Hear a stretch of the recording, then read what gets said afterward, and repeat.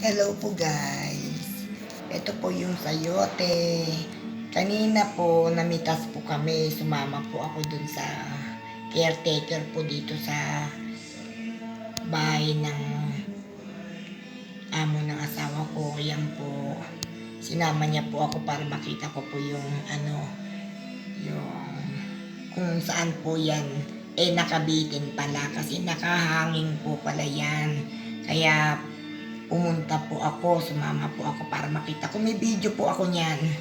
Yan sayote, ang dami po oh. Di ba po mahal ang sayote, ang gulay.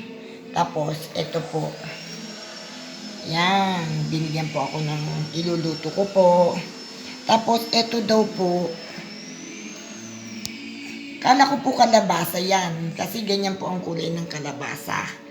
Nasa Ilocos po ako, ganyan. Mahaba po, may bilog. Pero alam niyo po ba kung ano yan? Yan. Kundol po pala daw yan. Kundol. Yan. Masarap po yan kinikindi po yung kundol na yan. Marunong po ako magkindi ng kundol. Yan po. Yan. Tapos ito po, oh.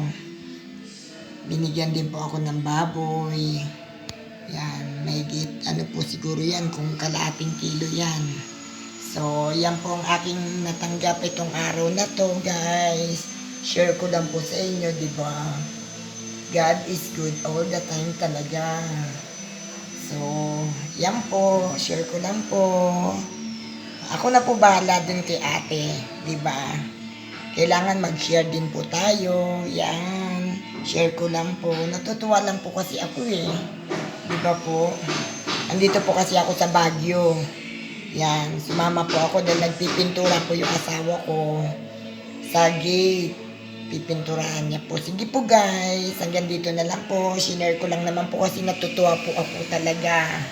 Shout out po sa mga masugid kong nagla-like at nagko-comment po sa aking video. Thank you so much guys. Thank you for watching.